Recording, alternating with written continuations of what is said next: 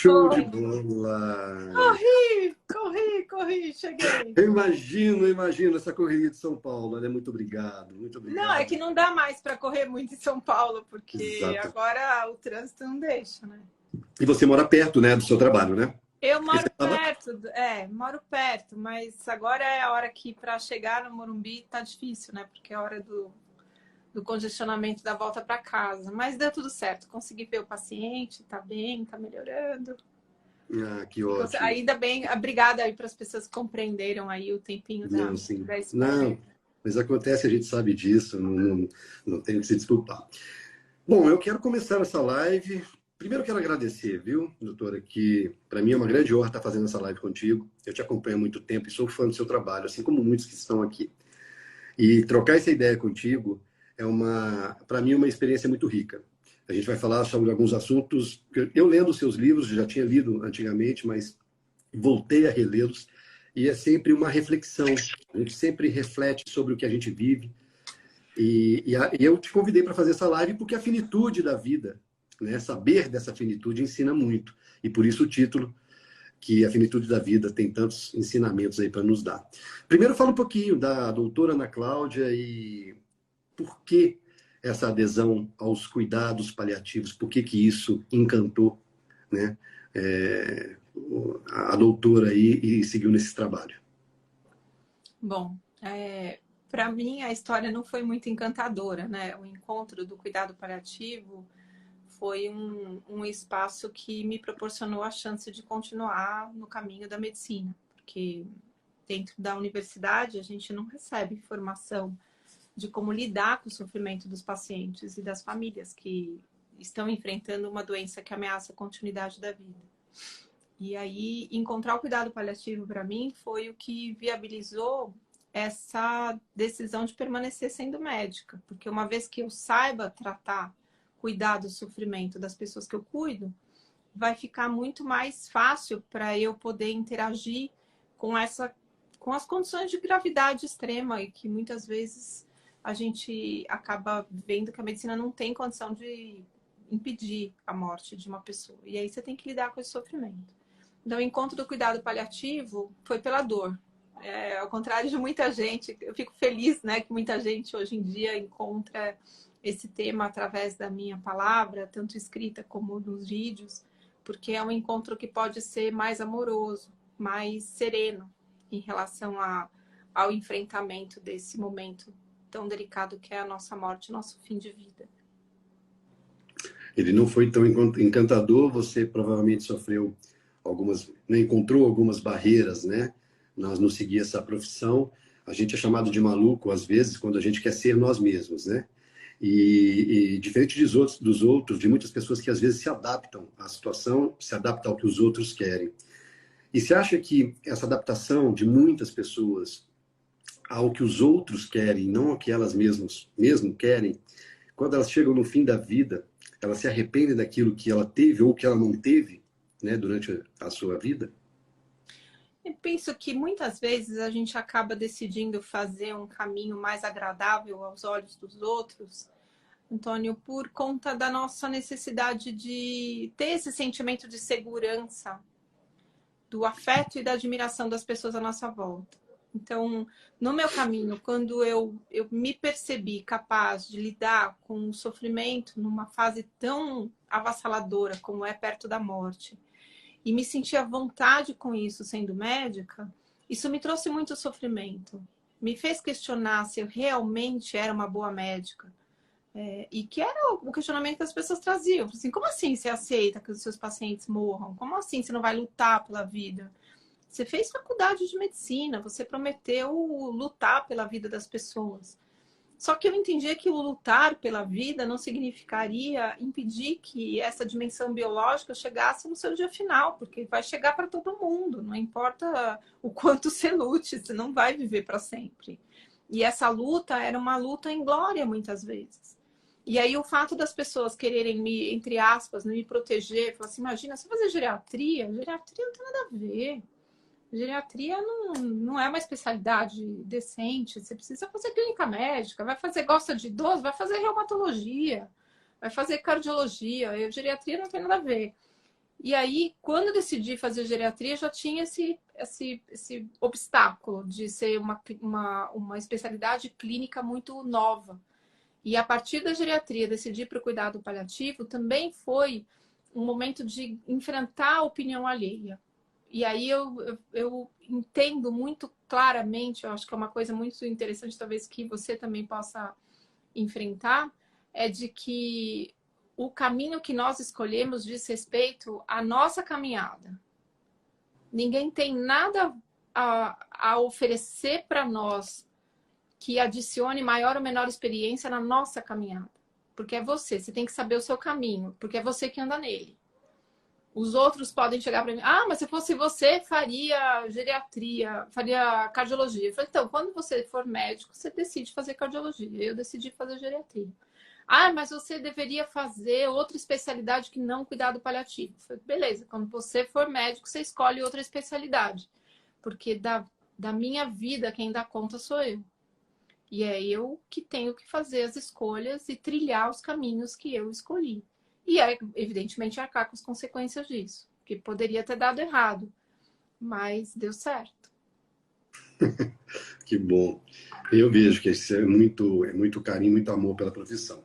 Eu acompanho um menininho na rede social, que eu acabei vendo ele em Curitiba, num projeto que eu estava, e segundo os médicos, ele realmente não tem mais nada para ser feito por ele. É um menino que deve ter mais ou menos uns 5 anos, chama Dodô. E aí eu fico pensando, né, porque talvez a maioria dos seus pacientes eles sejam idosos, né, e pessoas que tiveram a oportunidade, né, de viver ou deixar de viver a vida.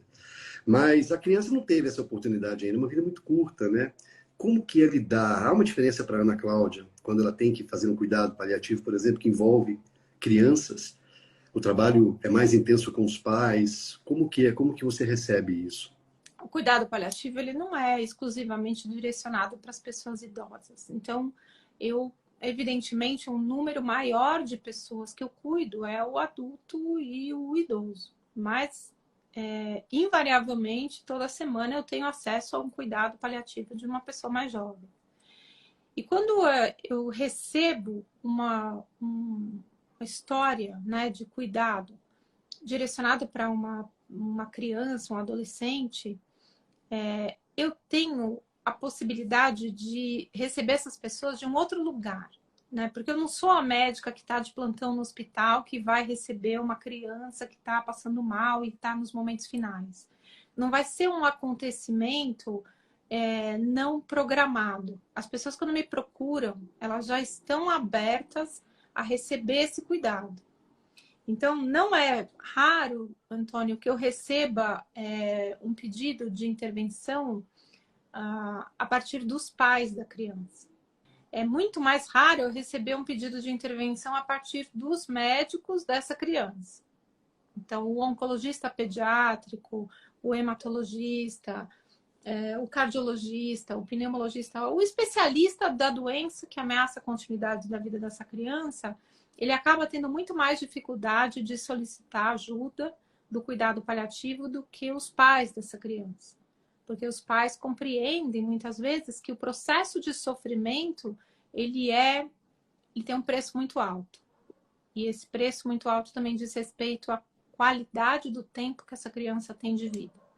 Então, se ela tem um tempo curto de vida e esse tempo curto ela vai ser submetida a toda sorte de intervenções técnicas que não têm condição de levar ao resultado esperado, ela perdeu tempo de vida. Então, ela já tem um tempo curto.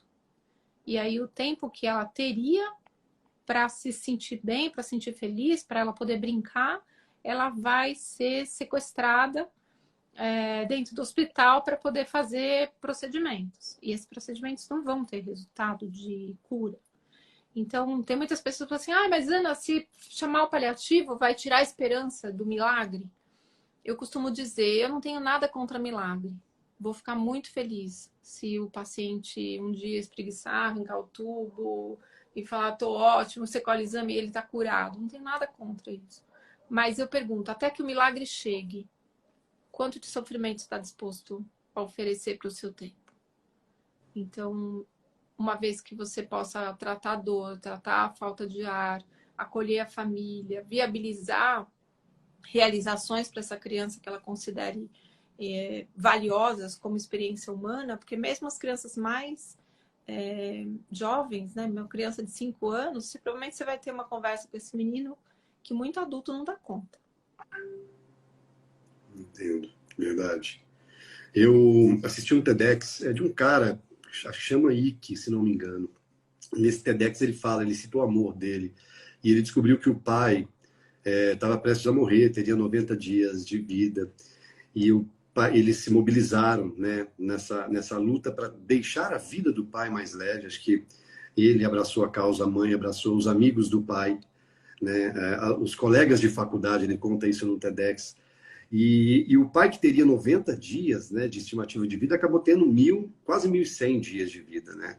E ele teve uma grande... Você acredita que quando você usa, né, quando esse universo, o entorno da pessoa que precisa desses cuidados, né, que está passando por essa situação, tem muito amor envolvido, você acha que a transformação ela pode acontecer muito forte nas pessoas que estão em volta, nas pessoas que ficam?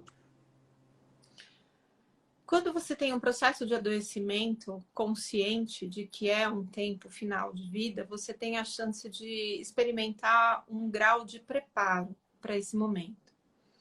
Então, você pode se sentir preparado para a morte. Não significa que seja pronto para a morte. Você está preparado. Então, se eu digo, a gente vamos sair para comer uma pizza. Então, vai ser lá por volta das 8 horas.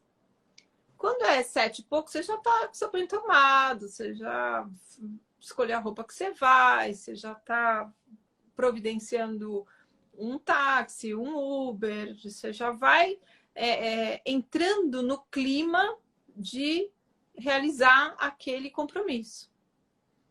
Então, esse preparo não significa que na hora, se a hora que eu aviso, tô chegando no restaurante agora. Assim, epa, não tô pronto ainda. Mas você não sabia que você ia comer pizza? Você sabia, mas você sempre tem coisas que a gente deixa para a última hora. Né? Você vai fazer xixi antes de sair, você vai checar se está com o cartão na carteira, se o celular está com bateria. Tem coisas que a gente vai deixar para fazer na hora de sair. Então, o estar pronto não necessariamente é estar preparado. Mas esse preparo favorece um período de luto não menos dolorido, sabe, Antônio? Porque dói muito, mesmo que você esteja preparado. Mas é um período de luto com menos peso. Não tem tanta carga de arrependimento, não tem tanta carga de sentimento de culpa, de sentimento de fracasso ou de escassez de afeto. Porque se você sabe que a pessoa vai falecer, vai fazer como esse pai do moço aí, que ele deve ter recebido quantidades indecentes de amor nesse tempo.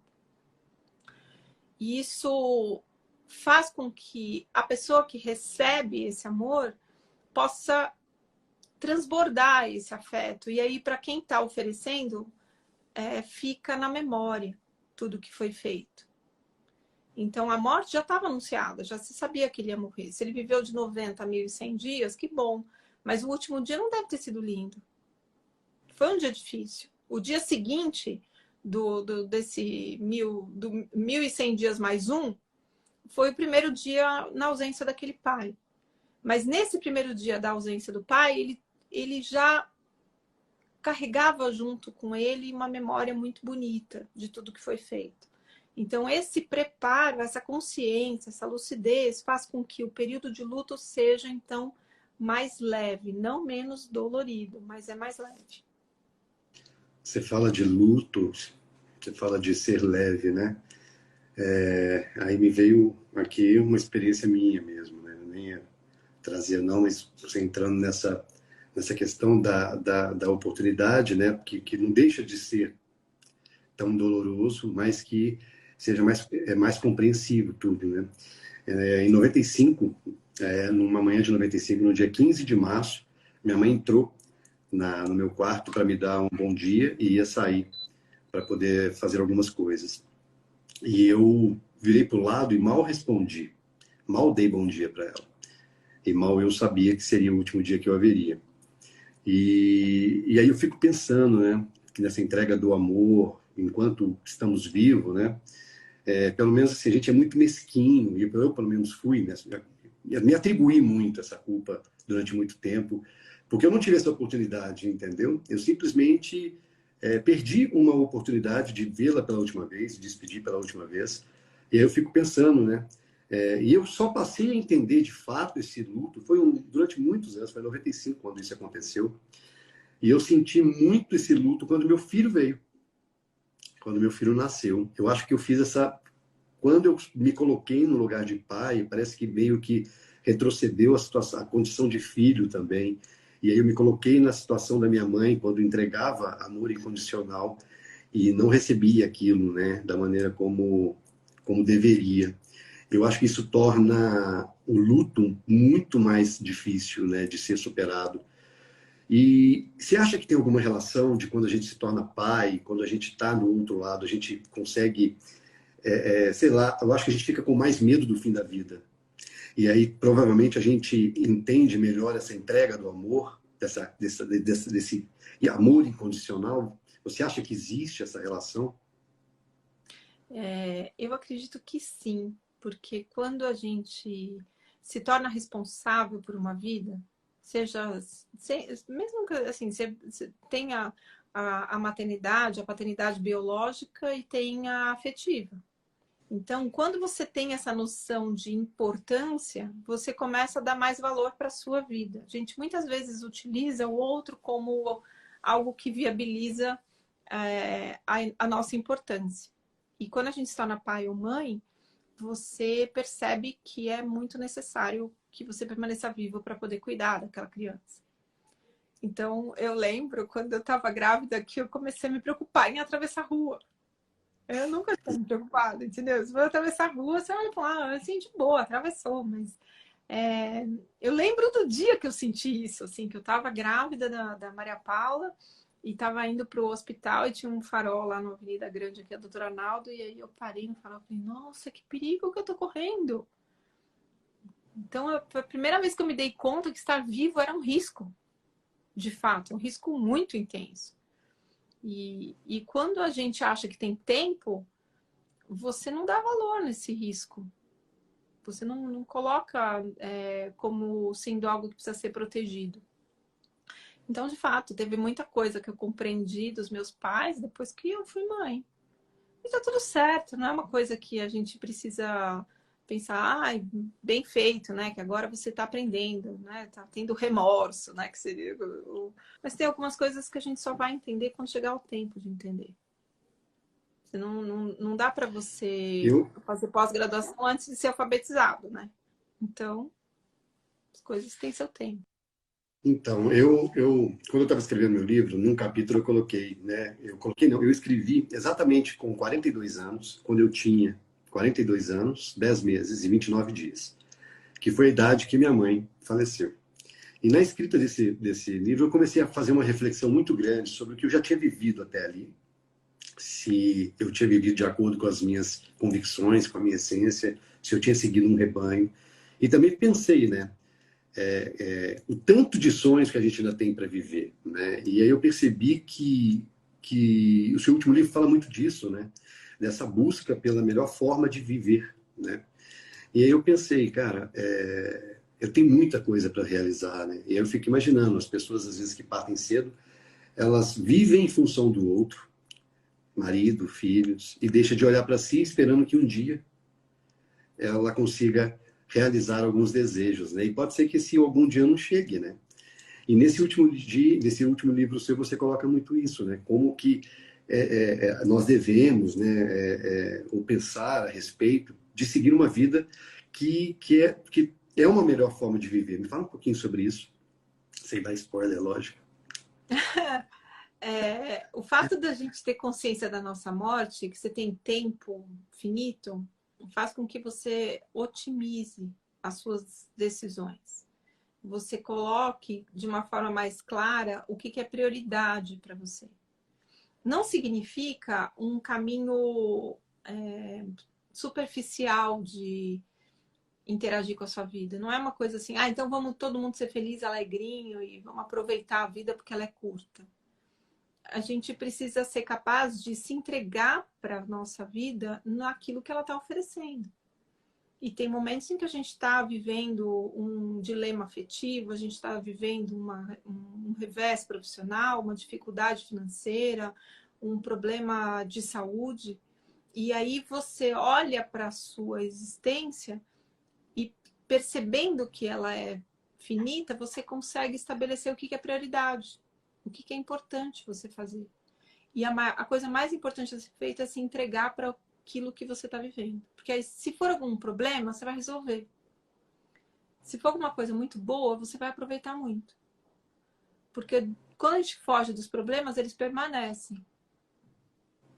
E quando a gente está vivendo uma coisa muito feliz, se você não se entregar para essa felicidade, você não usufrui do benefício dela, do que ela te traz de fato, de intensidade de vida. Então a gente vive numa cultura ocidental onde assim, se tá bom é porque vai piorar, né? Ou se tá bom é porque você tem alguma coisa que você não tá entendendo, que você não tá vendo direito. Ou se tem uma coisa ruim, todas as outras coisas têm que ficar ruim também. Então você tem lá, se a vida fosse uma pizza de 12 pedaços, tem um pedaço estragado, você não vai deixar aquilo ali contaminar todos os outros. Você vai cuidar daquele pedaço, daquele espaço que está difícil da sua vida, sem deixar ele contaminar todos os outros espaços. E dos outros espaços que estão bons, você vai se nutrir, vai ter energia para poder usufruir dessa energia resolvendo as coisas que precisam ser resolvidas. Então, a vida que realmente eu acredito que merece ser vivida é aquela com a qual a gente estabelece uma relação de lealdade. Então, a gente precisa ter um casamento com a nossa vida que proporcione a presença na saúde e na doença, na alegria e na tristeza. Então, esse momento que a gente fala de aproveitar a vida significa escolher estar presente na própria vida. Porque eu acho que a coisa pior que a gente pode fazer é não estar onde o seu corpo está. Então, se você tá sem, assim, a mente, o coração, mente, o sentimento, a consciência e o sentimento presentes no mesmo tempo onde o seu corpo está, é um grande encontro. Porque geralmente a gente está com o corpo aqui, mas pensando em outra coisa, está sentindo outra coisa. Essa desconexão é algo que favorece o seu distanciamento da vida. Você precisa estar presente. E não é só no sofrimento que a gente fica presente também na alegria. Show. Eu na Via Frontiglia, né, eu conheci um senhor, ele chama Ezio, ele tinha, né, foi em 2018, 65 anos. Esguio, forte, extremamente lúcido, falava sobre tudo. E eu andei com ele muito tempo, assim, durante os dias, né? E eu ficava assim, meu Deus, eu quero chegar aos 65 anos como esse cara, né? E eu perguntei para ele, olha, o que você faz? Ele falou, não, eu já fiz a carreteira austral de bicicleta, eu ando muito de bicicleta, eu caminho muito, já fiz vários caminhos a pé. E, por exemplo, há pouco tempo atrás eu vendi minha moto, eu tinha uma moto daquelas de velocidade, só que eu com 60 anos eu pensei assim, cara, para que eu vou arriscar? Pode acontecer alguma coisa numa moto perigosa como essa. Aí vendi a moto, era uma paixão minha, mas me adequei à realidade. Ou seja, uma pessoa que busca, uma pessoa que entende as suas limitações, que a idade vai também propiciando, e eu conversei muito com ele. No seu último livro, no início dele, você fala do deserto, né? E eu acho que ele está nesse deserto, né? E ele está nesse deserto munido do que ele precisava para estar nesse deserto. E me fala desse deserto um pouco, né? Para a gente aqui, o que é esse deserto para você? O que é esse deserto? Primeiro explica um pouco, né, para as pessoas que estão aqui saberem, né? Essa história do deserto Eu achei fantástico essa analogia que você fez. Tava inspirada, né? Eu dei uma aula Foi muito legal. sobre envelhecimento e eu tava meio sem paciência, assim. Então, o pessoal que me acompanha fala que às vezes eu dou uma chinelada, né? Com todo o perdão que isso possa parecer, não é uma chinelada violenta, né? Para quem pensa que tem violência na história, mas eu perco um pouco a paciência. E tem amigos que falam assim, é a compaixão irada, que você dá uma bronca na pessoa. Então, chega as pessoas no consultório de geriatria Aí vem lá com 65, 70 anos, tal, e fala assim: "Ah, mas eu não estava preparado para isso". Eu falei assim: "Bom, como você não estava preparado para isso? Que planeta você vive?" Não tinha ninguém com 60, 65 anos, 70 anos à sua volta para você sentar e perguntar: "E aí, como é que faz para chegar onde você está?" Que não é descendo a ladeira. Porque o esperar o tempo passar faz você ficar velho. Agora, envelhecer é um processo ativo de interação com a vida e com o seu tempo. Então, para você se preparar, você precisa pensar que você vai chegar lá.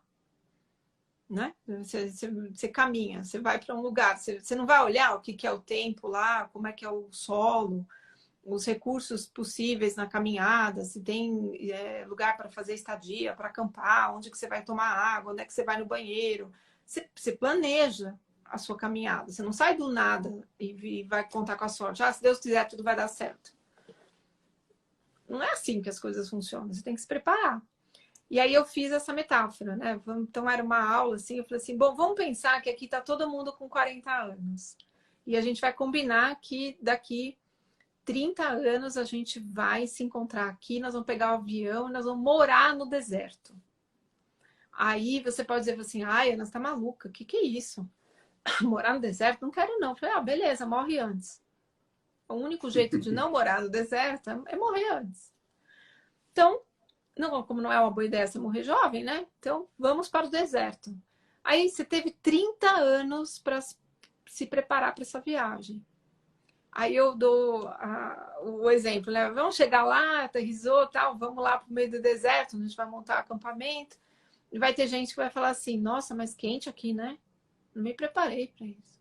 Tinha que trazer água, para protetor solar, chapéu. Que isso, imagina. Não diga.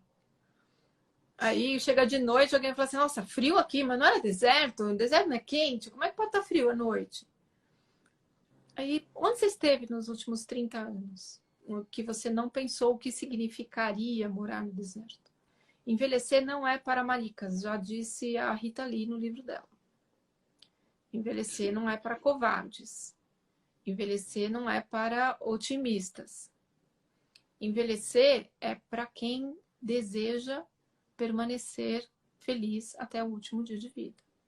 E permanecer feliz exige comprometimento. Comprometimento com as suas 5 dimensões: a física, a emocional, a social, a familiar e a espiritual.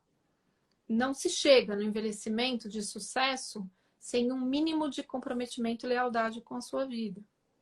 E aí a metáfora veio do deserto, né? De que envelhecer é você se preparar para isso. Porque se você vai com suprimento, você vai preparado, você dá conta da adversidade que é o deserto. Onde você precisa lidar com os perigos do deserto, os perigos do envelhecimento. Existe mais chance da gente adoecer de determinados, de algumas perdas de função, perdas de reserva funcional, que a gente diz muito na geriatria, por conta de você ser mais velho. Faz parte do processo você encontrar chances maiores de adoecer ou de ter mais dificuldade para realizar tarefas que antes você fazia com muita facilidade. E estas coisas que vão acontecer no tempo de envelhecimento, se você se preparar para isso, você vai sofrer muito menos. Porque se você investir em reserva funcional, se você adoecer, você dá conta do tratamento, você dá conta de reabilitar. Se você achou que não ia precisar da reserva funcional, quando acontecer a doença, você vai demorar muito mais tempo para se recuperar. Então, o preparo faz com que você se sinta mais livre para poder viver a vida que está disponível. E a vida que está disponível no deserto, na noite, você está muito perto do céu, né? Então, quem está com o seu frio devidamente cuidado, vai poder olhar para o céu e contemplar as estrelas, vai curtir a viagem. E quem não se preparou vai passar frio, é isso. Então, esse preparo é algo que diz respeito a esse comprometimento, essa lealdade com a sua vida. E reconhecer que o corpo sim tem limite, mas a tua capacidade de lidar com as adversidades pode não ter limite, se você tiver essa humildade e essa dedicação. Então, as situações que acontecem quando a gente está mais velho são situações que podem ter acontecido quando a gente era mais novo. Quantas vezes você mais novo não foi na cozinha e esqueceu o que foi buscar? Mas aí você só se dá conta que isso é um problema quando você faz 50, 60 anos. Nossa, estou com um problema de memória. Fui na cozinha e não sabia o que eu ia fazer. Então, tem algumas coisas que elas só se tornam problemas porque a gente colocou uma etiqueta de que pessoas mais velhas, elas são fontes de problemas eternamente. Isso não é verdade. Passa pela aceitação, então, no primeiro passo, né? É a aceitação. É a aceitação de que nesses 30 anos coisas irão mudar, eu irei mudar, e eu tenho que entender essas mudanças que aconteceram em mim e não tentar não olhar ou tentar modificar a natureza. Muitas pessoas não aceitam, né, que estão envelhecendo, não querem envelhecer. Você falou que Rita Lee mesmo disse que é para marica, né, para pessoas que não têm coragem. Então, você acredita que o primeiro passo é aceitar o caminho que o ônibus da vida percorre e todos os impactos que esse caminho traz para a própria pessoa. Seria isso, então, o primeiro E passo. é isso. E não é uma aceitação de você se resignar e falar assim, vou ficar entregue então ao tempo, e é assim mesmo. É você aceitar que é possível você continuar sendo uma pessoa muito importante para si mesmo, tendo 30, 40, 50, 60, 80, 90 anos. Você sempre vai ser uma pessoa importante para si mesmo, porque se você não cuidar do seu corpo, você inviabiliza a realização das coisas que você considera valiosas. Então precisa cuidar desse corpo, dessa nave. E esse envelhecimento faz com que a gente tenha a capacidade de, não só de superações, mas de aprendizado sobre o que nós damos conta de superar. Então, a primeira crise que a gente vai ter na nossa vida sempre vai parecer a pior de todas, porque é a primeira. Então, nós sofremos muito mais quando nós somos mais jovens do que quando a gente é mais velho, do ponto de vista emocional. Mas se você não consolidou os aprendizados ao longo da sua vida, você vai ser um adolescente de 60 anos. E aí fica difícil você encontrar um pouco de sentido de vida na adolescência tardia. Então você vai ver muitas pessoas tentando buscar uma fachada compatível com a juventude, mas do lado de dentro apodreceu. Não é que envelheceu, tá? Apodreceu, né? Estragou. Então a pessoa eu falo, né? Vai fazer preenchimento de rugas e o que está faltando é um preenchimento amoroso. Você vai fazer botox, mas você tem uma rigidez afetiva absurda. Então, que adianta você relaxar o semblante da sua pele se seu coração é uma pedra? Ou é uma prisão? Então, tem coisas que o envelhecimento proporciona que nos traz a clara percepção de liberdade. E uma liberdade humana. Onde você não está mais preso ao medo de perder alguma coisa, porque você já perdeu muitas coisas e sobreviveu. E a vida se torna ainda mais potente quando você passa por perdas. Porque a hora que você perde, você realmente consegue encontrar um valor muito grande naquilo que você tinha. Então, quando você conta da tua mãe, né? Putz, se eu soubesse naquele dia que ela ia morrer, eu teria levantado, abraçado ela, me despedido, levado ao médico, né? Você ia tentar evitar que ela morresse. Mas você não sabia. E aí, o que você aprende com isso? Não é aprender a se punir sobre isso, mas é aprender a olhar a todos à sua volta e saber que qualquer um aqui pode morrer. Então, se eu estiver disposto, poderia ser naquele dia você estava super cansado e estava exausto e não tinha força para levantar. Mas se um dia, se você estiver disposto e alguém fosse despedir de você, você levanta, abraça e diz que ama, porque pode ser a última vez mesmo. Tem uma pessoa aqui nos comentários que falou: esse moço está precisando de usar óculos. E eu juro para você, no início da live, eu falei: eu trouxe o óculos hoje, porque toda live eu esqueço. Só que eu fico ouvindo vocês e eu esqueci de colocar o óculos. E eu não consigo ler os comentários. E aí eu falei: olha, ela falou, ela me lembrou que eu só trouxe o óculos. Ela não me lembrou que eu deveria usar o óculos. Aí, os comentários. Então, gente, assim, se vocês quiserem fazer alguma pergunta, não tem jeito. Tem muita gente comentando. A gente não consegue responder todo mundo por aqui. Então, se quiser fazer alguma pergunta, tem até pergunta aqui. Posso abrir uma? Pode sim. Vamos abrir aqui. Não sei quem foi, mas tá. artes do ser. Como seria isto no caso de um suicídio, o luto? Ah, deve ser na hora que a gente falou do luto. O luto quando é através de um suicídio. Ser sobrevivente de um suicídio é algo muito delicado e precisa de um cuidado também delicado. Não é simples assim. Você fala assim, como é que você supera o luto de um suicídio? Não tem uma forma. Existe um processo. O luto é uma reconstrução de um vínculo simbólico. É a reconstrução de um vínculo, que ele era concreto e vai se tornar simbólico. Então, é uma reconstrução de vínculo. Quando você tem uma ruptura do vínculo de um modo traumático, de um modo violento, você vai ter consequências mais trabalhosas nesse processo de luto. Quando, além de ser um rompimento violento, ele partiu de um desejo da pessoa que morreu, isso é trabalhoso vezes 10ª potência. No entanto, todo o histórico de adoecimento psíquico daquela pessoa que morreu por suicídio traz muitas respostas aos sobreviventes. Existe, sim, uma condição psíquica que leva a pessoa a tamanho sofrimento, que não é uma questão de ser covarde ou ser corajoso. Mas o processo de luto do sobrevivente do suicídio é um processo, como eu disse, muito delicado. E aí, a leveza desse processo diz respeito à qualidade da relação. Ao quanto aquela pessoa que se matou encontrou um espaço amoroso de perdão nas pessoas que ele deixou.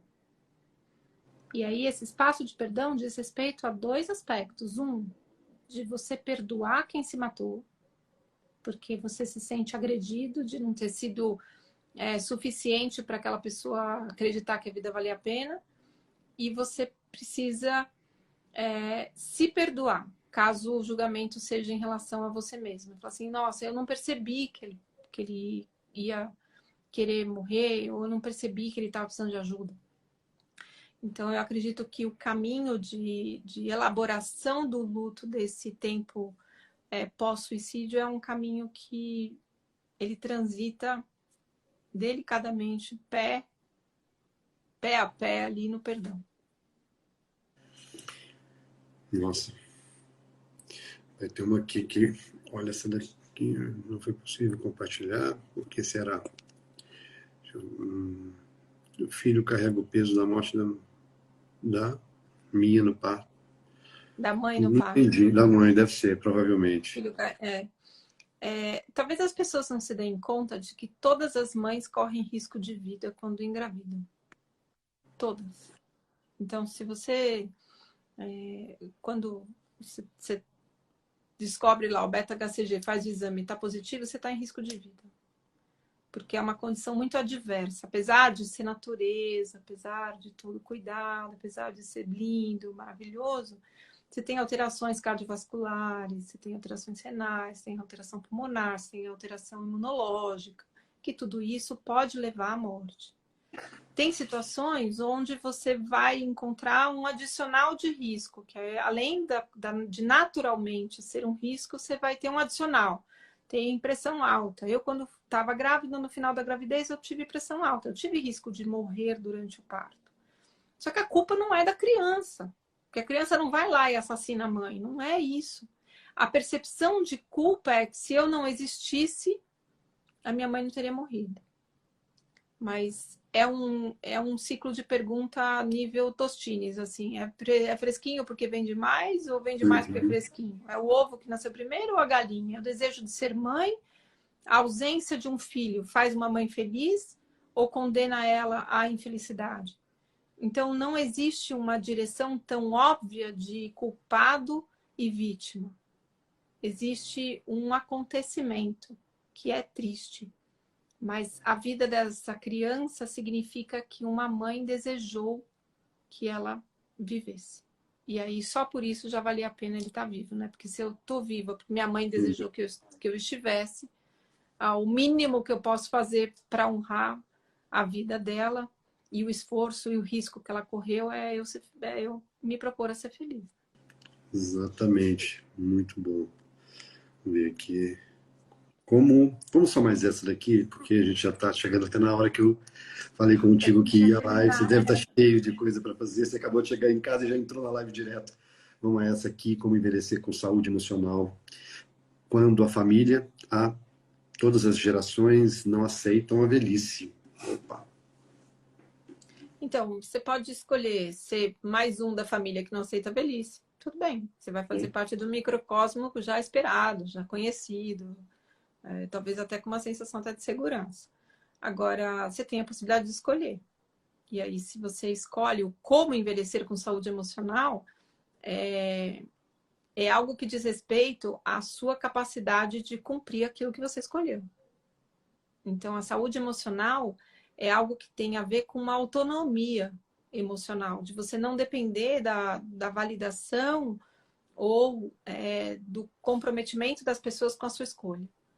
Então, ninguém aceita o envelhecimento. Não é você, quem é você na fila do pão para poder fazer com que todas essas pessoas de todas as gerações reconheçam que era bom envelhecer. Talvez você não vai conseguir fazer isso, mas talvez você possa ensinar isso para os seus filhos. Pode ser um jeito de fazer uma coisa um pouco disruptiva na família, né? É o que Você a vai gente ter a falou no início da ousadia live, de ser né? feliz. A gente falou no início da live da questão das loucuras, né? A gente É, enfrentou as nossas loucuras porque os outros achavam loucuras, né? Mas porque a gente era coerente com a essência nossa. Então, se você quer envelhecer, né, com saúde emocional, basta você ir de encontro a todos que pensam diferente dentro da sua família. Não tem outra lógica, né, nisso. O problema é lidar no dia a dia mesmo. Doutora, aqui a live ela tem o título de pegadas, porque a gente gosta de deixar pegadas no final da live, pessoas terem onde pisar, né? Onde há um legado, deixar aqui através da palavra um legado, algo que possa servir para o cotidiano dela, para a realidade dela. E nessa nossa, eu queria te perguntar sobre os fardos, né? E quais seriam, ou qual seria, né, os principais fardos, né, que essas pessoas, os mais jovens, às vezes carregam, que você acredita que eles carregam, e que pode atrapalhar esses jovens a terem uma vida boa enquanto vivem, ou terem um final de vida com mais, né, dignidade ou com mais sucesso, vamos dizer assim, passar por essa caminhada da vida com mais sucesso. O que você acha que as pessoas devem se livrar e que hoje está muito comum a gente ver isso nas costas desses jovens, principalmente? eu penso que talvez o fardo mais pesado é a gente carregar dores que não estão mais presentes na nossa vida.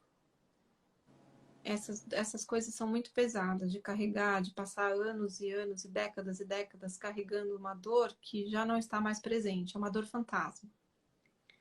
Então, as dores fantasmas que nós vamos carregar, elas dizem respeito principalmente a momentos de frustração com a relação que nós temos com as pessoas à nossa volta ou com nós mesmos. Então, decepções que nós vamos ter conosco, decepção que nós vamos ter com as outras pessoas, que fazem com que a frustração traga um ferimento muito intenso.